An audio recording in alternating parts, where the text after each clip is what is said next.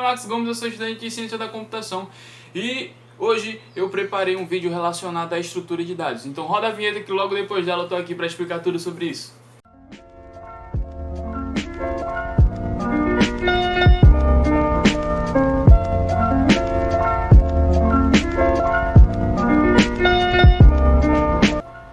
Fala Dev, como prometido eu tô aqui de volta e como um bom amigo eu te trago uma pergunta.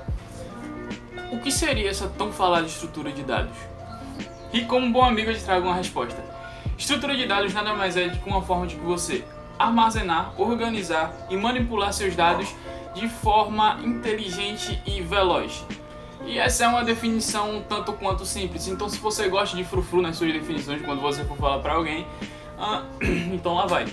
Então, estrutura de dados é uma coleção de valores que possuem operações e funções que podem ser aplicadas sobre elas. Então, beleza, Max, eu entendi que uma estrutura de dado é toda essa coleção de valores, mas quais são os tipos de estrutura de dados?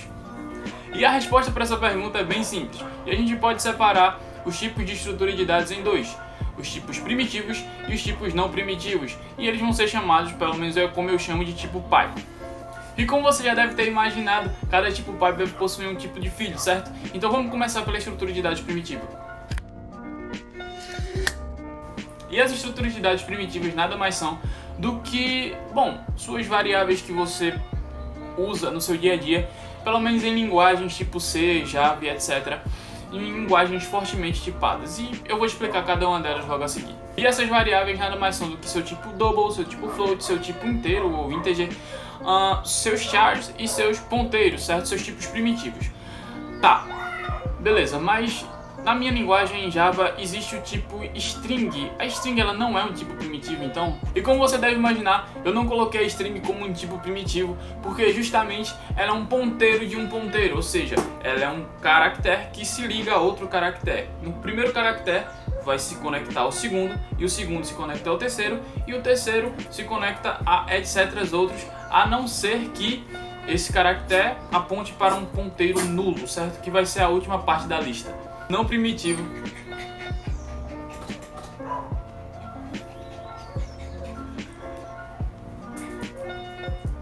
E dito isso, vamos para outro tipo pai, que é o tipo de dado não primitivo. E para facilitar a nossa compreensão, alguém lá atrás dividiu esses tipos de dados em dois. São os tipos lineares e os tipos não lineares. Então, começando pela estrutura de dados linear. E uma estrutura de dados linear nada mais é do que uma estrutura de dados que você consiga fazer operações nela de forma linear. Mas eu acho que isso não te ajudou muito, então eu vou te explicar talvez de uma forma melhor daqui a pouco. Então tá, considera aí uma lista telefônica, considerou? E essa lista telefônica, como todo mundo sabe, possui dois campos: o nome e o telefone de uma pessoa, obviamente. Então, por esse exemplo que eu estou dando, ela possui dois valores, certo? Então ela possui um nome e ela possui um telefone. Então, talvez um array não seja o ideal pra gente, talvez o ideal pra gente seja uma linked list. E por uma tradução livre, são as listas conectadas, certo? É como eu te expliquei, são basicamente os chars que se conectam a outro char, só que de forma diferente.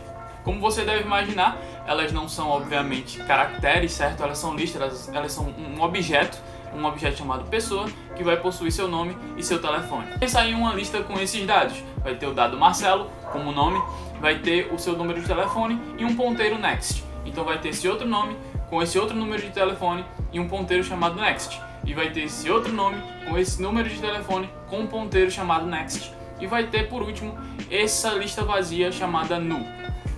E como você deve imaginar, esse nu aponta para o fim da lista. Quer dizer que esse nu é o fim da nossa lista, certo? Da nossa lista telefônica.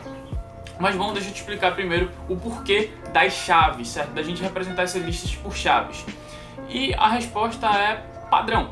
Alguém lá atrás definiu que o jeito mais fácil de representar uma lista seria com chaves e não com colchetes ou, sei lá, com parênteses. Dessa forma, o next vai ser um ponteiro que vai apontar para outra lista do nosso array de listas, entre aspas. Dando assim para a nossa lista um sentido de linearidade, certo? Então ele vai apontar para o próximo e o próximo vai apontar para o próximo e assim consecutivamente até chegar ao fim da lista, que vai ser o nosso nu. E falado tudo isso, deixa eu te dizer quais são os tipos de estrutura de dados linear e como eles são representados. Para começo de conversa, os nossos arrays que só seguram um tipo de dado, certo? Então, claro, não considerando os arrays bidimensionais ou os tridimensionais, etc, os que existem aí com mais matrizes e etc. E eles são representados de forma muito simples com os colchetes. Existem as linked lists, que eu acabei de te dar um exemplo sobre elas. Outra linked list são as pilhas ou as stacks. E para esse exemplo deve imaginar uma pilha de pratos ou uma pilha de alguma coisa. E por fim das estruturas de dados lineares, a gente tem as filas. E para ela tu pode imaginar uma fila de um banco, uma fila de um supermercado. Então beleza, Max, eu entendi quais são as estruturas de dados lineares, mas quais são as não lineares? Já essas, meu caro, são tanto quanto mais complexas, mas nem tanto assim, então vem comigo que eu vou explicar tudo. E para isso, uma estrutura de dados não linear são elementos que se conectam a outros N elementos que podem ser conectados, sei lá, por uma aresta ou por qualquer outra coisa, mas eles não seguem o sentido de linearidade, eles não seguem um elemento atrás do outro, um elemento atrás do outro. E para isso tu pode imaginar uma árvore genealógica ou até mesmo uma árvore normal, que está ligada da raiz até os seus galhos com seus frutos ou etc. Mas beleza, vamos para os tipos de estrutura de dados não linear, que são basicamente as árvores, que eu acabei de dizer, e os grafos. E de forma básica, as árvores são basicamente a forma que eu acabei de separar as estruturas de dados. A gente tem os tipos não primitivos, com suas variáveis, seus integers, seu double, seus floats. A gente tem os tipos não primitivos, com seus tipos lineares e não lineares. E a gente possui esses outros tipos, desses outros subtipos de cada estrutura de dado. Então, basicamente uma árvore é isso. É uma estrutura pai que vão possuir diversos galhos em suas estruturas filho. Então, como eu estava dizendo, as árvores elas são organizadas de forma hierárquica. Onde, nesse caso, a estrutura de dados vai ser a nossa raiz e a nossa estrutura pai. Além disso, as árvores vão ser organizadas em níveis. Então a gente vai ter a estrutura de dados, os tipos primitivos, os tipos não primitivos, sendo a estrutura de dados como o nível 0 e os tipos primitivos e os tipos não primitivos como o nível 1. E sendo assim sucessivamente, sempre vai começar do nível 0 até o nível N, até onde sua árvore tiver os seus ramos, os seus galhos. E dito isso, vamos para as últimas partes das listas não lineares, que são os grafos. E um grafo é basicamente uma coleção de vértices e arestas, e esses vértices a gente vai chamar de V, e essas arestas a gente vai chamar de A, como é visto aí na figura.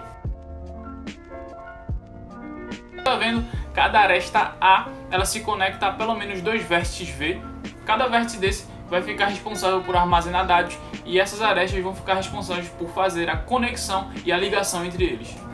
Em suma, meus amigos, as estruturas de dados estão presentes para trazer facilidade de diversas formas, trazendo eficiência para os nossos programas, já que manipular o tempo em que nossos dados são lidos e a quantidade de espaço que eles ocupam no nosso HD, ou no nosso servidor, ou no nosso banco de dados é mais importante do que tudo, e com as estruturas de dados isso se torna cada vez mais simples.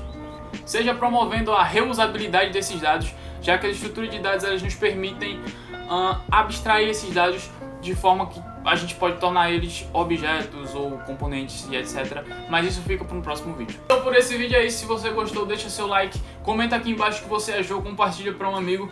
Então é isso, valeu, falou e até a próxima.